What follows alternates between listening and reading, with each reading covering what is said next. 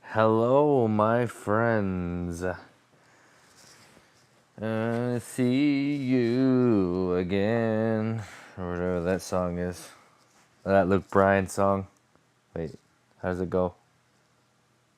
Oh man, I don't know how it goes. Hello, I'm back. Says the depression slash anxiety to me. Yeah, the good old depression and anxiety is back, and I'm back to fight it. I got my weapons out. I got my I'm ready to go. I'm ready to beat this beast, man. I think it's like 3 in the morning or something. Let me look. I'll actually look this time. I'm not very prepared. I actually asked somebody.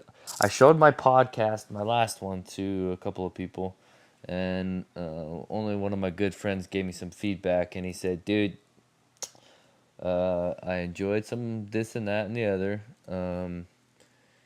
but one of the things I didn't like, or what I would suggest, is maybe having some more structure." So earlier I did. I had this whole thing laid out, man, and maybe I'll do it. Maybe I'll do it later, but I got eight rules for dating for us LDS boys, or Christian boys, or Jewish boys, or whatever. People that are dating. I had some rules, and I did a whole freaking podcast on it. A whole thing. It was way longer than I expected it to be. And man, I don't know what happened. I screwed up. I recorded something earlier on GarageBand, and it for some reason it just like recorded over it, and so man, I don't know what happened, and I was freaking livid. I was so freaking peffed, man. But that sucked, and that just sent me into a spiral. And so I just got on Facebook, like we always do. I just got on Facebook, started dicking around, started looking at, you know, watching Milo Yiannopoulos trash people, because man, that gay dude is funny. Oh my gosh, he just trashes people. It's so good. It's so good. I can't stand his makeup though, because he's a dude.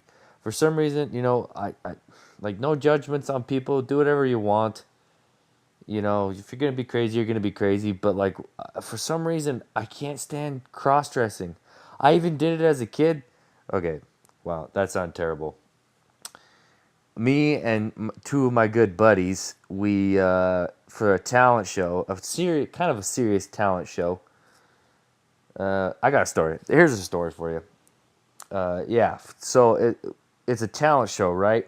And me and my two buddies, we get one of my friends. I'll call him Don. His older sister supplied us with her dance outfits, and they were like purple and sparkly and stuff. And she choreographed like this very well thought out dance routine, ballerina looking type thing. I guess maybe it wasn't very well thought out. I don't know. I can't speak for them. I was 10 at the time. And we got up. The best part about it was right before that, all the girls that grew up to be cheerleaders. Ooh, that was a good one. Excuse me. All the girls that grew up to be cheerleaders and whatever else, they did like an actual serious like dance routine that was just, man, I remember. I don't want to trash it, but I do so bad. I want to trash it so bad. But anyway, you can imagine they were trying hard, and then we get up there right after us three. We get up and we just do this freaking ballerina dance routine. It was just priceless. We don't have it on film. Somebody's got to have it on film. I hope I can find it. It was just freaking hilarious. But I don't know. When I grew up, man, for some reason cross dressing just bothers me. I'm not a homophobe or anything. I just there's something weird about a dude dressing up as a chick or putting makeup on. Just the makeup. And Milo Yiannopoulos does that. He puts that stuff like on his cheeks, and it looks so freaking weird, man. Hello, hello. There we go. That's louder. Sorry. I don't know where the microphone is on this thing. But yeah, I started watching his videos and he's hilarious. Like he was on some show with in Australia and he was just trashing this feminist chick and it was hilarious. So funny. And then I started to get into more depressing videos. Like I'm sure you've probably seen that one where the old veteran guy watched the movie Dunkirk and he was actually at Dunkirk and he was all bawling and stuff. Like man, that got me going. I got my tears welling up a little bit. But I'm back. I'm back to do a podcast. Even though I did one a few hours ago and it got deleted, I'm gonna try my best to not let this one get deleted. But I got. I think, what I need to do. So you guys are on this journey with me. If anybody's listening, you're on this journey with me. I don't know what I'm doing, right? And I was depressed, and I was hanging out, and my body's kind of sore because I'm still kind of sick. So I took a bath. Yeah, I took a bath. They feel great. If you don't like taking baths, whatever. Screw you. Especially when you're sick. You don't take baths to get clean. They are medieval filth cauldrons, but you take baths to feel good. You know what I mean? You sat in your mother's nice warm womb for 9 months. That's probably why it feels so good. People buy hot tubs, and I can't get in the bath without people calling me a fag. Ugh, whatever. Anyway, that's neither here nor there. So I'm like, man, I don't know what to do with this podcast thing. I want to do it, but I don't know what to say. I want to intrigue people. I want people to be engaged and email me and I want to be in contact with people and stuff. Right now I'm just talking to myself basically. But so I looked up some YouTube videos and I happened upon Gary V again. And I was hesitant to pop in my headphones because that's why. Just kidding. I was hesitant to pop in my headphones because, man, that dude's voice is kind of freaking obnoxious if it's loud enough or it's like he's in one of those seminars or the auditoriums where he's got a microphone and it's just really reverberates and it's just it's so loud. Anyway, it's a bit boring. Nah, it's not boring. It's entertaining. But I was watching this video and then I found one. There's like somebody else made it, but it was all about him where it was like 10 reasons why, or his 10 reasons for success and all this stuff. And man, he's hard to follow sometimes. He's hard to understand. And maybe it's just because I'm not on his level and I'm trying to get there. Because, he's a successful dude. But the only one, I mean, they all resonated, but I can't remember him because he talks a million miles an hour. But the one that really stuck out to me, and I really liked it, and I've heard this before, but, and I hear all these things all the time, but it's so hard to remember all these things and abide by them. You got to do it every day. That's one thing that I do remember, though, that all the motivational speakers talk about is that daily grind. So that's why I'm here podcasting. But what he said was he owns everything or something like that. Oh, I was looking up the time earlier. It's 3:47. 3:48, just switched to 3:48. But he says that he owns everything, right? Like all the troubles, all the good stuff that happens and there's cuz somebody asked him like tweeted him a question, it was like time versus money, which one's more important or something like that and he took it out of not out of context, but he took it away. He put it into perspective. And he was like, "That's a stupid question." He didn't say that, but that's what I'm gonna say. He said that's a stupid question because it's in the category of excuses. And he said, "There's a million reasons why you're gonna fail. A million. You know, at any moment it could all end. At any moment, you could do something unlucky. At any moment." And so, I own everything. You just own everything, the good, the bad. And I've heard that from you. Maybe you guys have watched the big dude um, on Netflix. I mean, he's all over the place. He's been the self help guy since forever. Tony Robbins. I'm not your guru. He talks to some chick, and he's like, if you're gonna blame your dad for all the bad things that's happened, you got to blame him for all the good things that have happened too. You got to do that. And so, anyway, that's the thought for the day from the motivational speakers. But you know, I'm here. Um,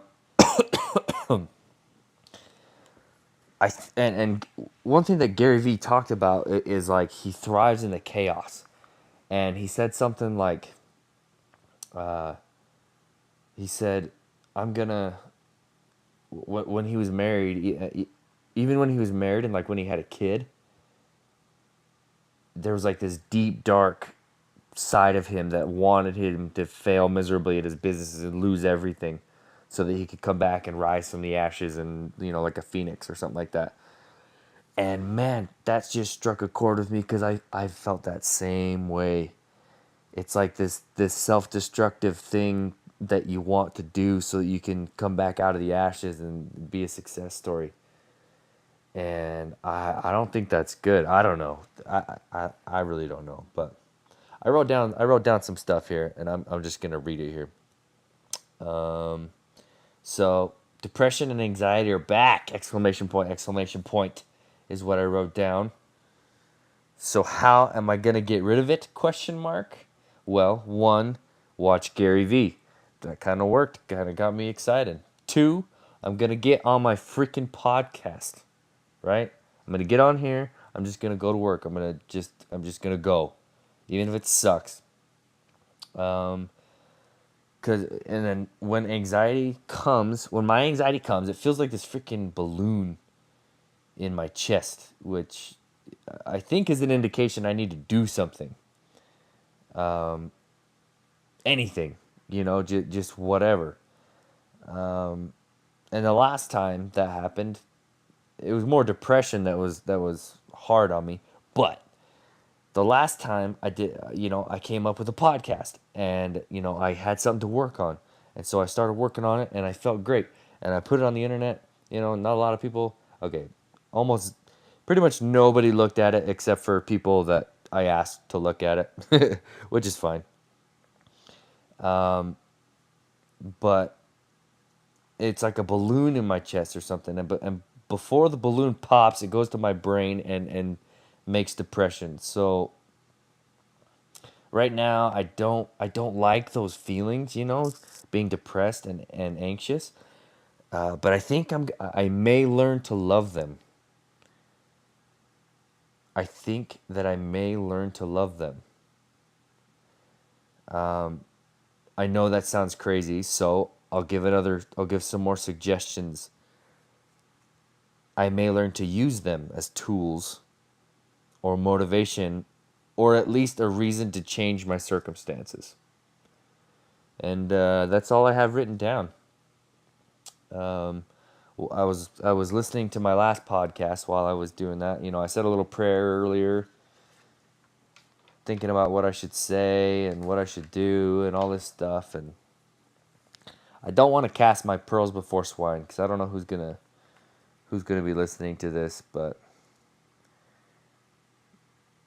maybe I'll do another podcast where I talk about more spiritual things. And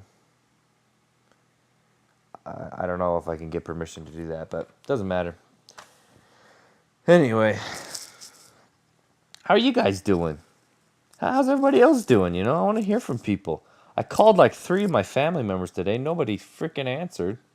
Dirtbags. I don't know if they. I mean, okay, dirtbags. That's a bit much. They've done so much for me. I've been into drugs. I've been into freaking jail. I've been all over the place, and my family has always been there to bail me out or to be by my side or to tell me I'm a moron for doing stupid stuff. They're always there. And now I got my wife. Oh my gosh. Life is good. Life is good. So there's no reason to be depressed. Sometimes it just comes. Sometimes it just comes. At the end of the day, you know, you just gotta love that you're living. You know what I mean? Come on, guys. Tell me how you feeling. Tell me what you want me to talk about. You know, I'm no expert on anything, but I'm a gabber. Yeah, so message me on Facebook. Wire21 is my page, or Wire21 on SoundCloud. I don't know how it works on SoundCloud. Or you can email me at jimmybriggin21 at gmail.com. That would be much appreciated. If you had any questions or anything you wanted me to blab about, or if you just wanted to call me a freaking goon bum nugget, that's fine too. You know what? If you do call me a goon bum nugget, that would be appreciated. Because that's funny. That's hilarious. Oh, yeah, and hit me up on YouTube, of course. Wire21, look me up. Look it up. Love ya!